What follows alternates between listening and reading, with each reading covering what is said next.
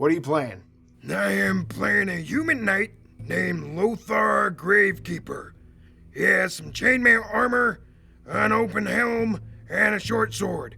He has a little bit of extra weight around his midsection. A little pudge never hurt no one.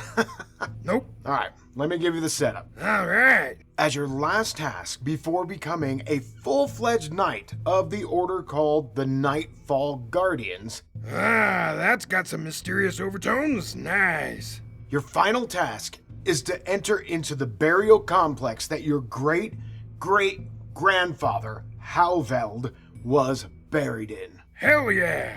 It is there that you will attempt to acquire your family inheritance, the sword Gravetooth. So the Gravekeeper family has this awesome Gravetooth sword by the beard of Gygax. This is right up my alley. You need to enter the crypt complex and there exhume your great-great-grandfather and take the sword, which is your family's custom, as well as the order. Or die trying, of course. Of course. Nice. Right now, you stand outside the entrance to the burial complex. A stone double door hangs haphazardly on its hinge. You can make your way in if you crawl through the gap in the opening. The doorway leads down a staircase into the earth. What do you want to do? I crawl in and immediately light a torch. The torchlight dimly lights your path before you. You start heading down the stone staircase deep into the earth, and there's a landing down before you. I approach slowly. Your feet touch the landing at the bottom. At the doorway, you see through into the large rectangular room, and there are large towering statues that spread down the room beyond your torchlight. They each are carved images of your ancestral line. Ooh, nice. As you walk in, you walk in, right? Yeah. You see a pool of water at the center. It's probably stagnant. It's on the ground, out in the open. It's not like housed in or anything like that. As you get closer to the pool, your light from your torch reflects off of the water, and you can see down further into the chamber. I can see it. I can see it. On the far end seems to be the statue of your great-great-grandfather, Halveld, with a doorway underneath him between his legs. Like between his legs? Not like that. The statue's standing up. Okay, so through his legs. Yes. Okay, I proceed slowly. In the shadows, up in the tallest reaches of the ceiling, you see what looks like to be some shadows moving towards you. Uh-oh. Suddenly, a swarm of what looks like to be vampire bats come careening towards you. Shit. Okay, initiative. Don't forget I get the Army of One solo ability from Dragonbane. So I get 2 actions. Pull 2 cards for me, please. Right. The bats get a 9 and 8, and you get a 7 and 10. So you go first. As the swarm comes down, I attack. I swing my short sword at the blood-sucking bastards. Haha. Go ahead and roll. Shit. A demon. Oh man, critical failure. So you swing your sword, and the nearby statue that has a crack in it, the blade goes right in and gets stuck. Well, it looks like I'll be dying now. Crap. Alright, so the vampire bats go. Let's see. They are doing a collective attack, and the monsters automatically hit in this game, so you can use your other action to attempt to evade. I'll do that. Crap. 19. I didn't evade. Oh, This is not a good start. I'm sorry, great-great-grandfather.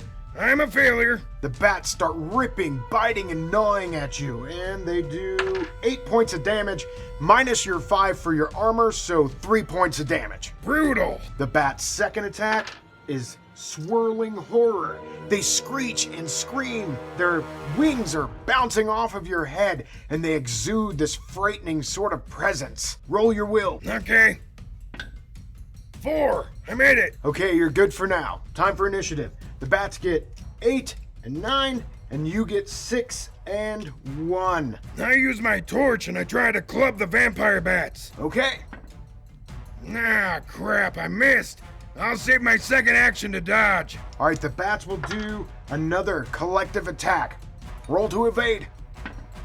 I made it. You dodge and you weave, scaring the vampire bats with your torch fire. All right, they use their second attack to attempt to frighten you again. Go ahead and roll to save. I make it again. Nice, dude. I'm not afraid of you, you stupid bats. All right, initiative again. 8 and 4 for the bats. 2 and 3 for Lothar. You're up. I attack with my torch again. Hit. Sweet. Alright, D8 plus D4. That's 6 points of fire and bludgeoning damage. I'm saving my other action in case I need to evade. All right, the bats do swirling horror again. I already told you, I'm not frightened of you. Oh no, what did you get? 11. I made it, mofo. Okay, next the bats do a collective attack again. I'm evading. 3. Made it. All right, you're keeping them back with your firelight. Initiative again. 1 and 5 for the bats, and then 8 and 7 for Lothar. Sorry. Crap. All right, bats do a mass attack. Evading. 12. I evade. Nice, they're dodging and weaving, and they're gonna attempt to frighten you one more time. I'm not afraid of you dumbasses. 9. Made it. You continue to stand your ground. Damn right I do. I'm attacking and rolling damage at the same time. That's a hit with 9 points of damage. Haha. The flames burn deep into the swarm of bats and they scream out.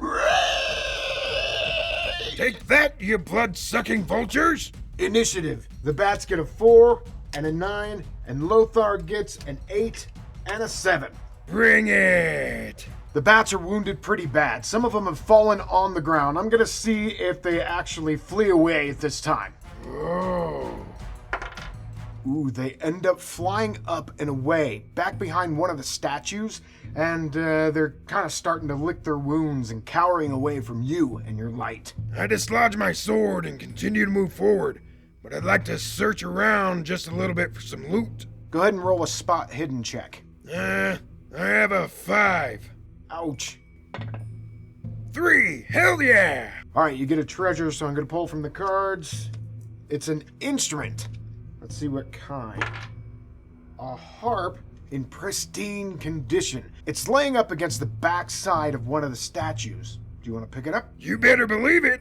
I sling it on my back. Let's keep moving. All right, you walk up to the final 12-foot statue, the one that is presumably your great-great-grandfather, and you go between the legs in through the doorway. I proceed with caution.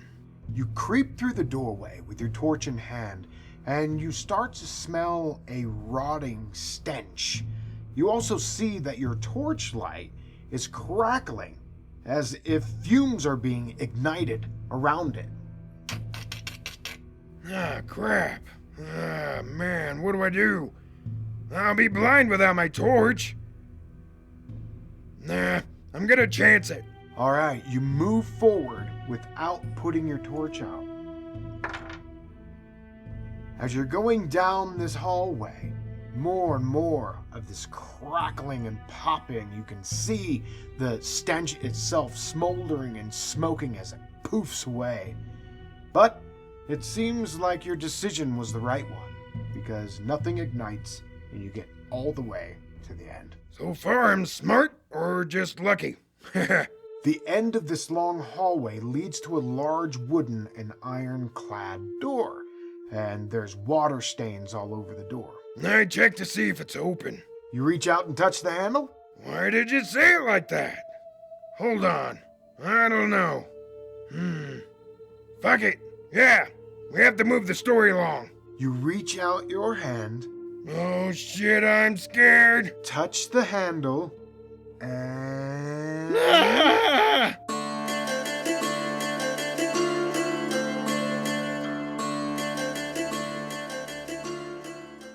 This video was brought to you by the generous support of our patrons. Consider becoming a patron so you can help us make more content like this. Or get yourself a t-shirt below. Later. right, do this and do that and do this and do that. And watch this video.